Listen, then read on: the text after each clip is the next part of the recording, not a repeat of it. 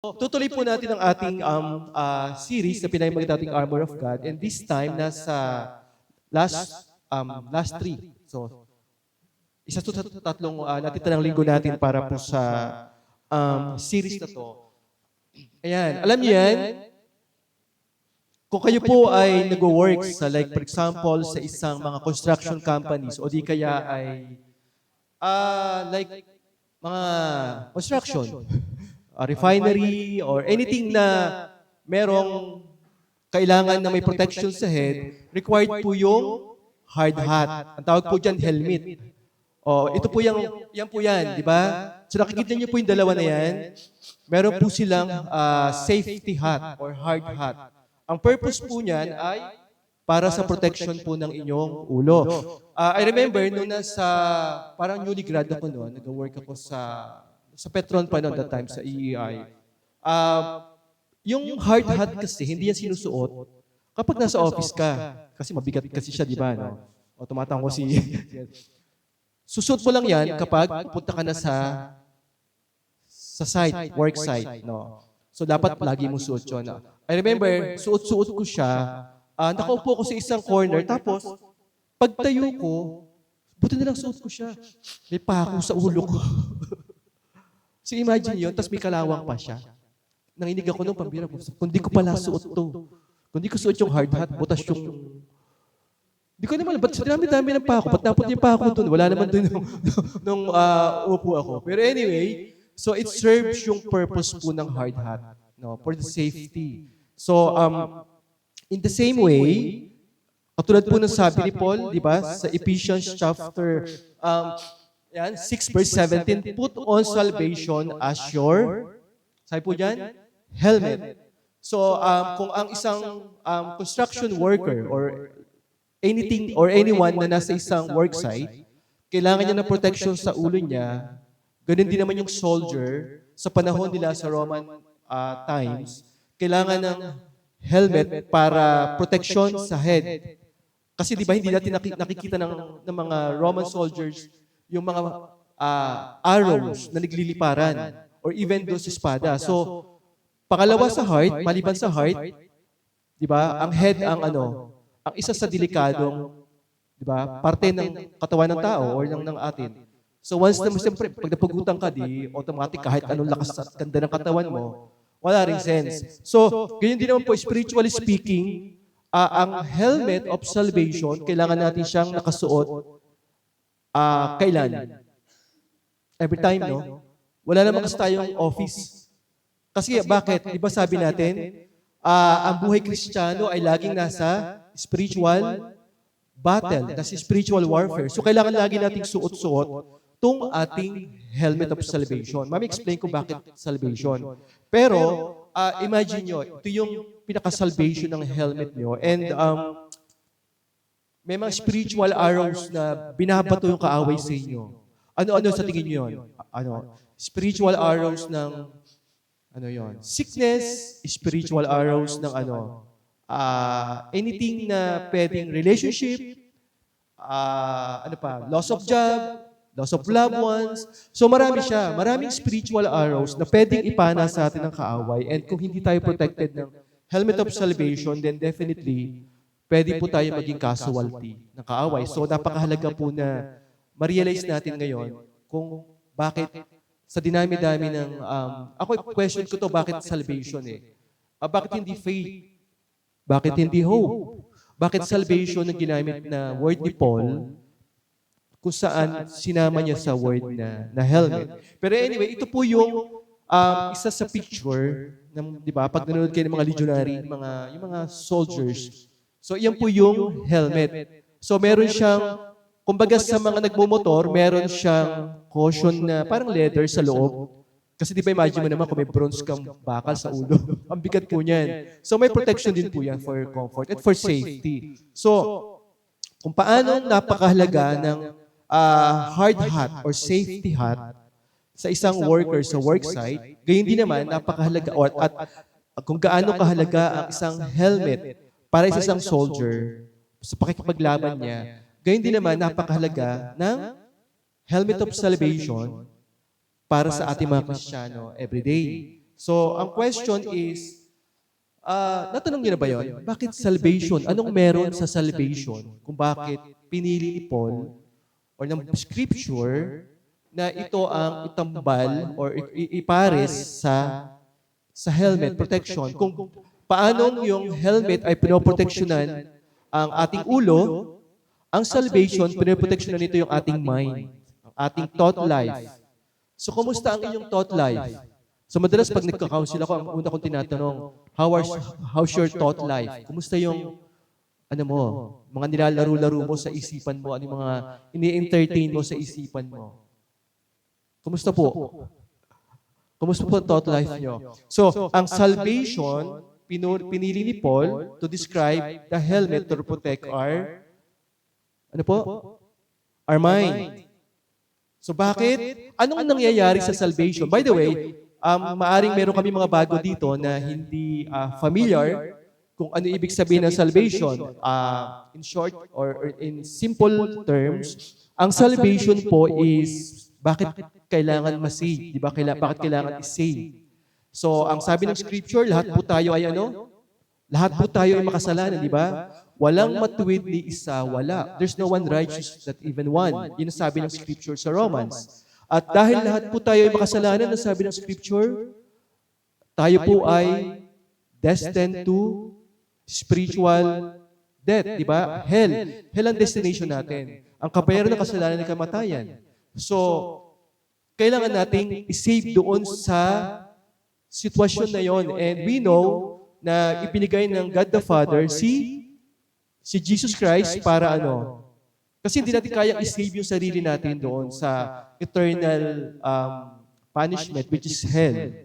So, ang way out para doon ay in-offer ni Lord yung kanyang anak na si Jesus para mamatay sa krus.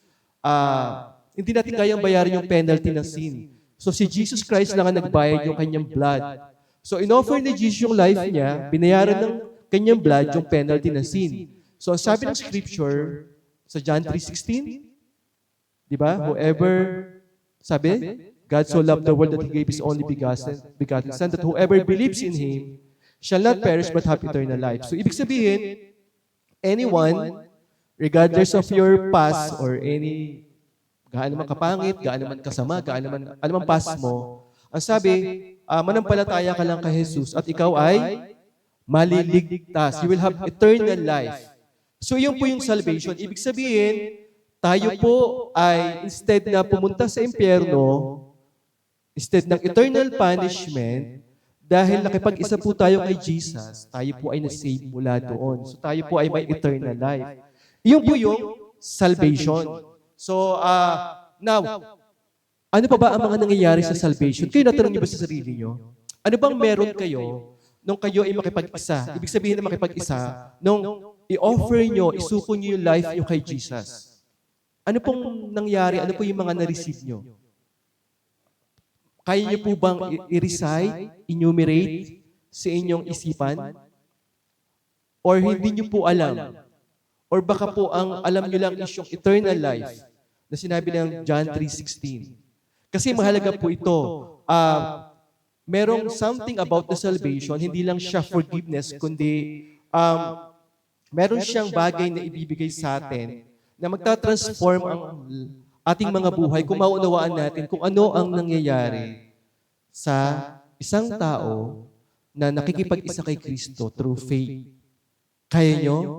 Kaya nyo i-articulate? Kaya nyo i-memorize? So tingnan natin ito po, ilan lang po ito sa mga nangyayari sa isang tao or nare-receive niya kapag siya po ay nagsuko ng life kay Jesus.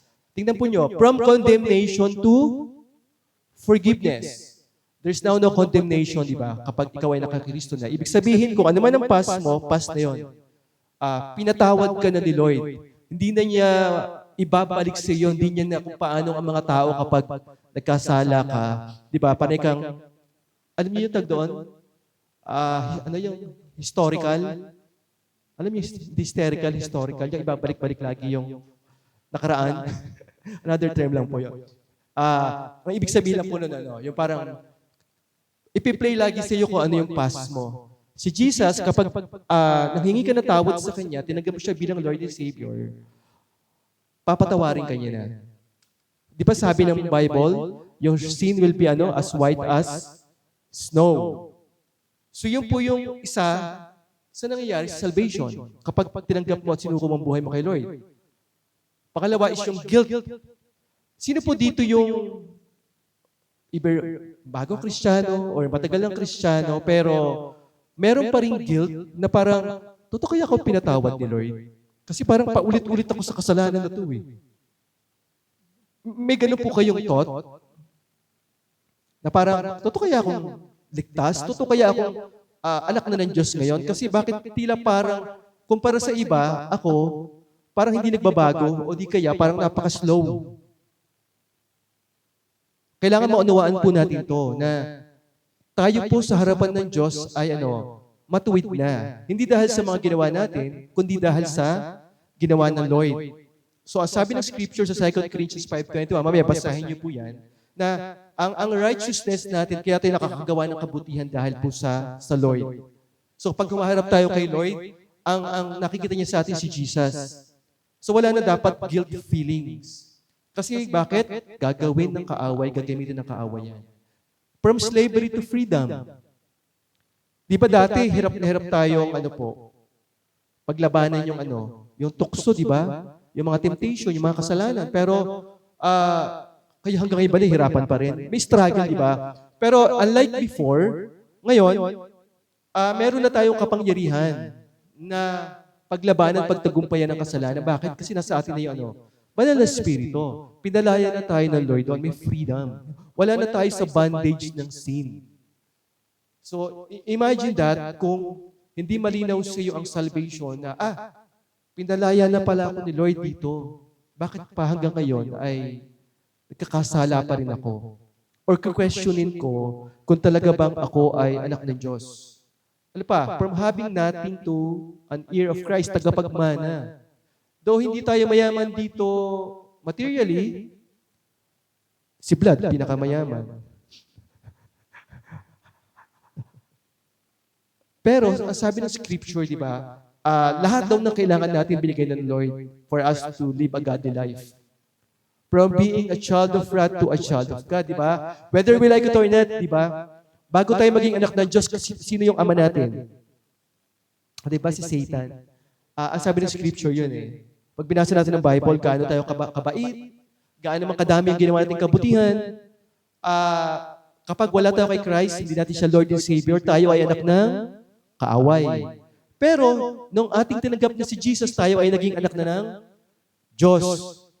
John 1:12, He gave the right, binigay niya ang karapatan na maging anak ng Diyos ang sinumang mananampalataya kay Jesus. So ito po yung mga bagay na kung saan ay nangyayari sa salvation. At ilan lang po ito sa maraming pwede pa nating ma-realize or matutunan na benefits kapag ang isang tao ay ligtas na. And so, itong salvation or helmet of salvation, ito yung nag-guard sa thought life natin.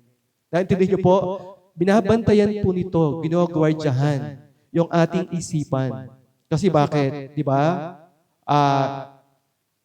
Pangalawa sa puso, ang isang inaatake ng kaaway ay ang isipan. It gives us the assurance na tayo po ay we belong to God, we are saved, you are saved, and at the same time, ano man ang mangyari sa paligid mo, anak ka ng Lord, secured ka kay Christ. So pag hindi po malinaw ang salvation sa inyo, mahirap po, vulnerable po kayo sa atake ng kaaway. Every time na magkakamali, every time na magkakasala, or every time na mayroong mayroong something to sa inyo sa paligid nyo, personally or sa family. Bakit? Kasi, yun ang sabi ni Paul, kailangan secured yung salvation. Malinaw sa atin. So question, malinaw ba sa inyong salvation nyo? Naunawaan niyo ba kung ano ang na-receive niyo kay Christ at kung sino kayo kay Christ nung kayo'y in-offer niyo ang inyong buhay sa Kanya?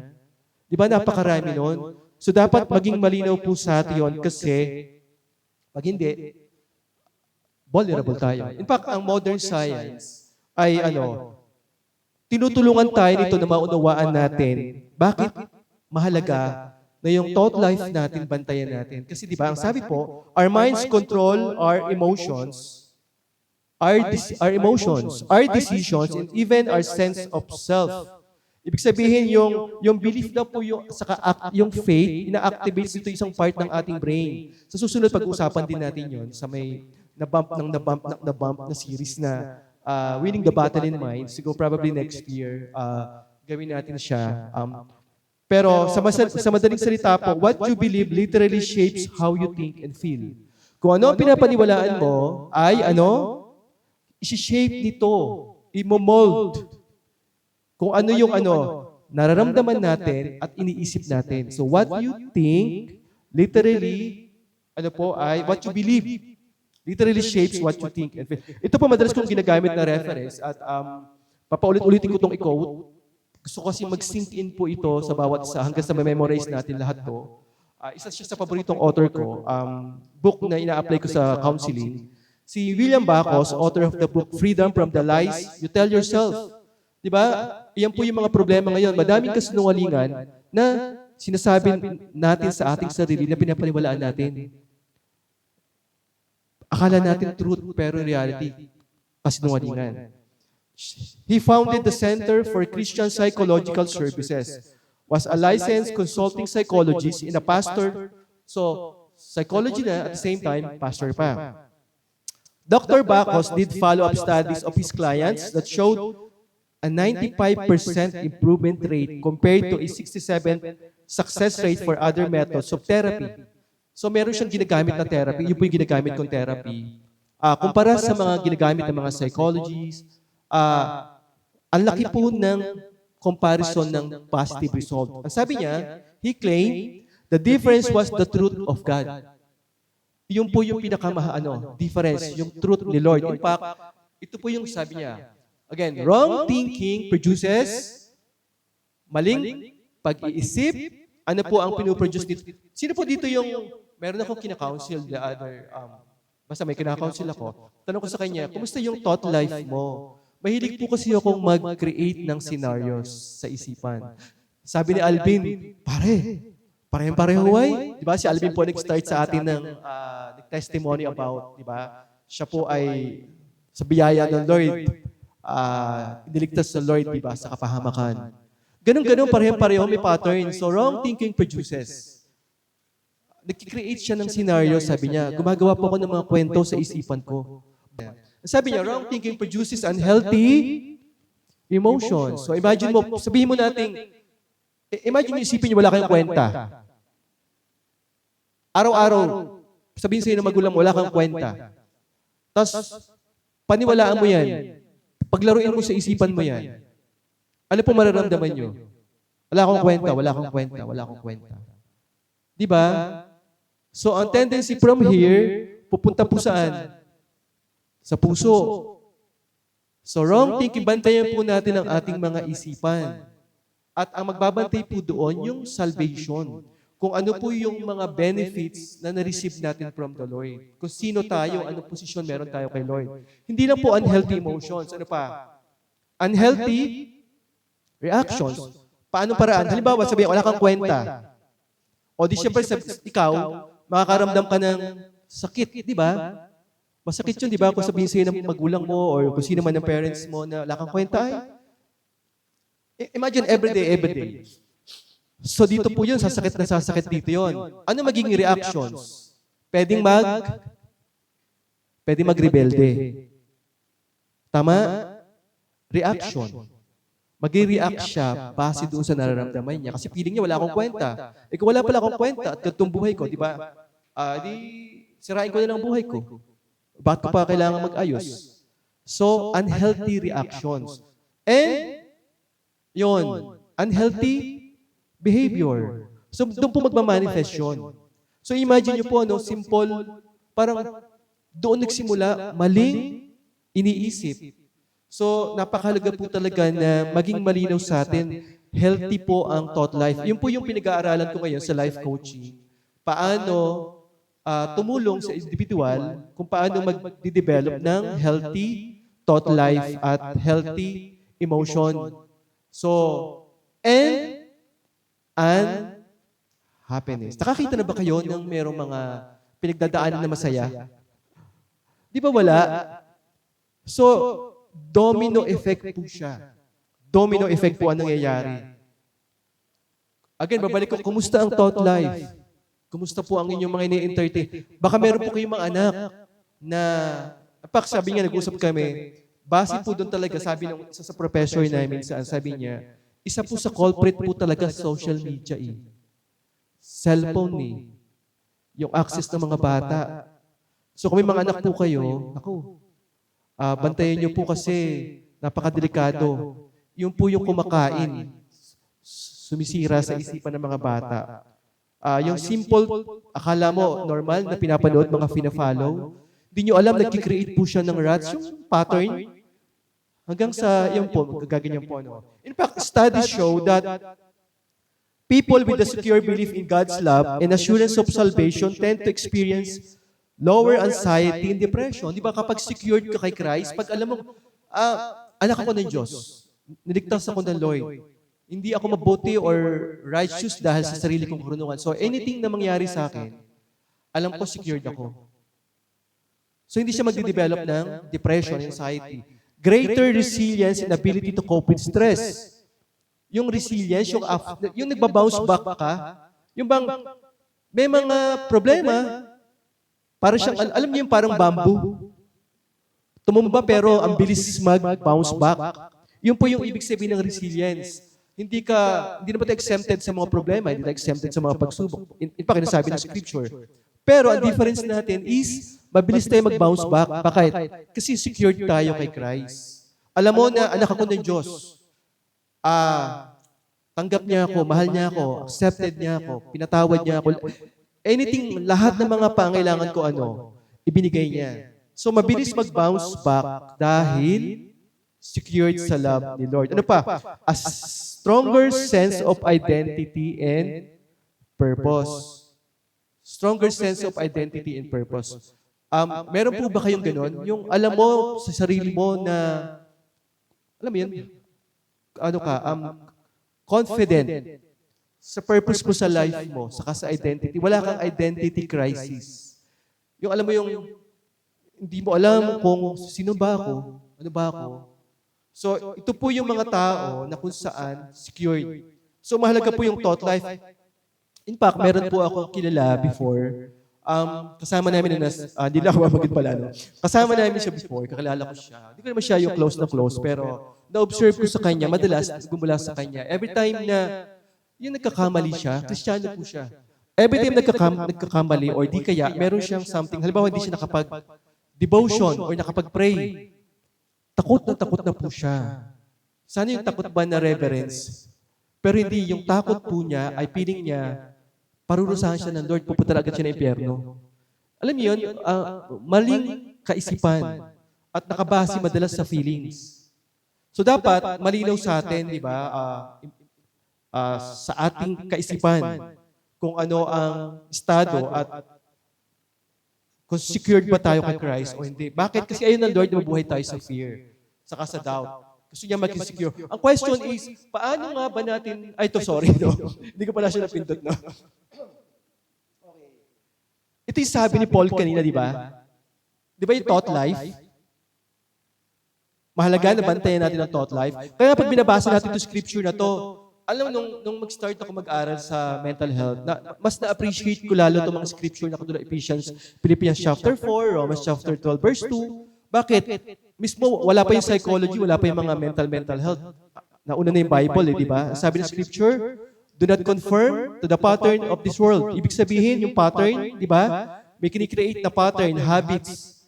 Wrong pattern, wrong habits ang mundo. Pero sabi ni Paul, di ba, sa mga taga-Romans, be transformed by the renewing of your mind. So, active dapat tayo sa pag-renew. Bantayan natin ating mind at gamitin natin ang scripture, ang salita ng Lord to, renew our mind. So, paano natin malalaman kung tayo po ay saved? Yun ang question eh.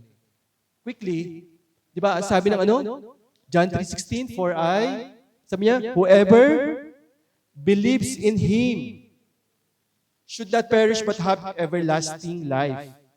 So ang basis mo ng salvation is not sa kung ano yung nararamdaman mo. Di ba parang minsan, pag feeling, minsan okay, minsan hindi okay. Pero ang basis natin ng tayo ay saved is sabi ng Scripture. Sabi ng Word of God. At promise ni Lord John, promise ni God.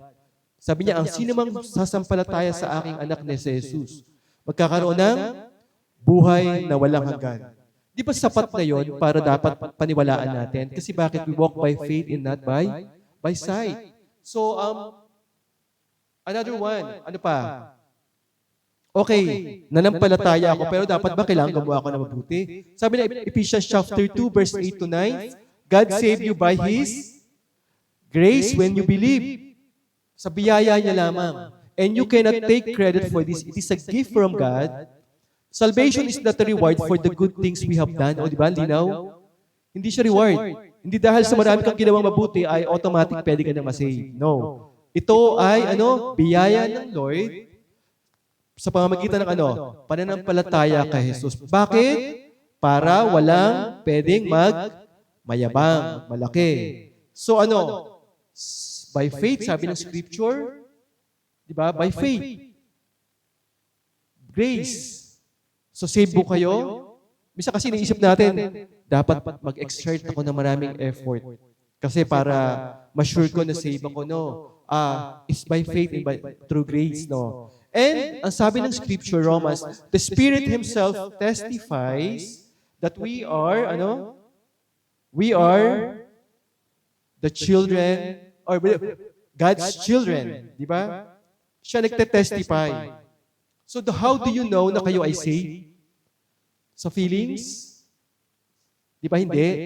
Paano tayo maliligtas? Through faith kay Jesus? Ano pa? Sa pamagitan ng biyaya niya? At ito ay tinitestify ng Holy Spirit. Di ba pag tayo naligtas na, pag tinanggap natin si Jesus, nasa atin na yung Holy Spirit. So the Spirit will testify na anak na tayo. Kapag meron kayo naririnig na boses, hindi ka naman ako ng Diyos ay, kanino yun? Hindi si Holy Spirit yun. Baka may katabi kang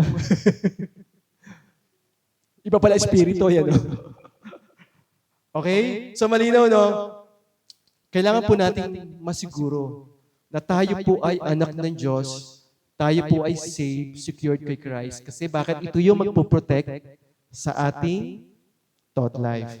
Medyo technical, pero mahalaga naman maging malinaw po sa atin. Para hindi po tayo mapagsamantalahan ng kaaway. Okay? Now, paano natin po proteksyonan yung ating thought life? Ang tanong, di ba, kung ang salvation, kung ang hard hat or helmet siya nagpo-protect sa ating head, yung salvation, siya naman nagpo-protect sa ating thought life. Now, paano natin mapoprotect yung thought life?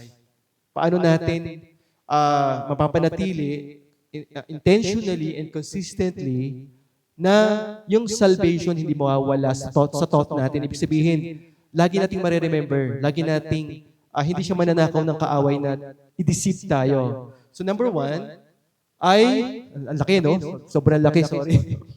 Guard your thoughts. Guard your thoughts.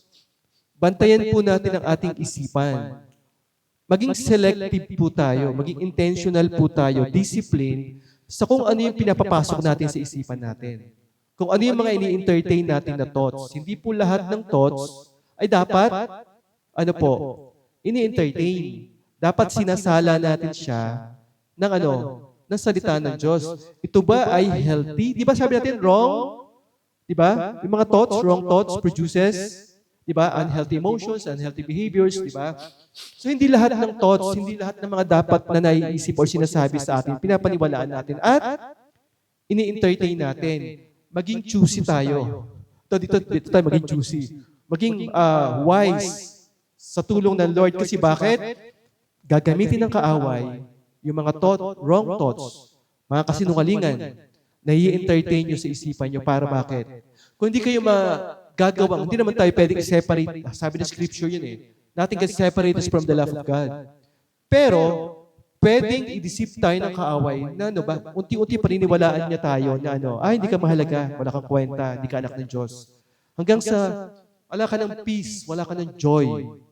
Okay? So, bantayan po natin ang ating isipan. So, we have to, yung Friday, small group sa mga estudyante sa school, tinuturuan namin sila na i-affirm. Di ba, no?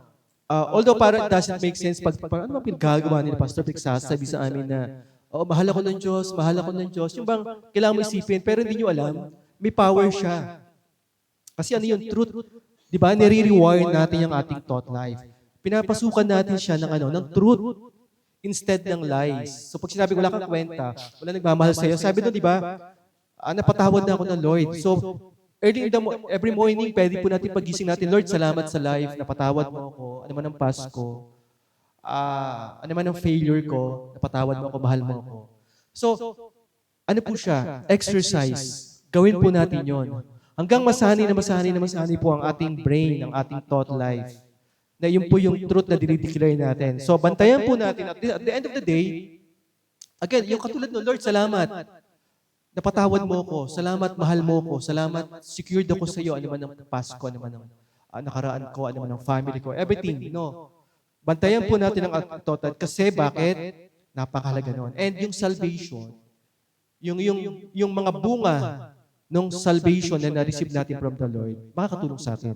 And then another one is, remember your identity and finished work of Christ. Bakit? Kasi, katulad ng sinabi ko, di ba, meron mga spiritual arrows ang enemy. Papanain ka niya ng doubts, papanain ka niya ng fears, papanain ka ng, di ba, iba't ibang klaseng atake. Sa mga estudyante, di ba, betrayal o public trust. Napakarami, no? Pero kung malinaw po sa atin na tayo po ay, anak ng Diyos, pinatawad tayo, tanggap tayo, at hindi natin kailangan pang mag-exert ng sobrang effort para maging feeling natin accepted tayo kay Lord. Hindi po tayo basta-basta magiging prone sa gawa ng kaaway. Anumang atake ang gawin niya sa buhay natin, hindi tayo matitinag. And lastly, treasure your salvation. Kasi ang tindi ng pinambayad ng Lord sa salvation kung bakit tayo naligtas. Binayaran niya na ng banal na dugo ni Jesus. Diba? Ibinigay niya kanyang bugtong na anak, kaisa-isang anak, para tayo maligtas. So pahalagahan natin ito. Dahil napakahalaga nito po sa atin. So, by practicing these three, at least, daily, or hindi lang sa umaga, kundi maging consistent po tayo. Alam niyo, matutulungan po natin ang ating mind. So we have to guard our thought life. Ano po yung babantay natin? Sabi is the helmet of salvation. So nawa naging malinaw po sa inyo kung sino kayo kay Kristo, magmula na mag-isa kayo, at ano po yung mga benefits na receive nyo upang anumang atake ng kaaway ay hindi kayo malinlang. Okay? Sige po, manalangin po tayo.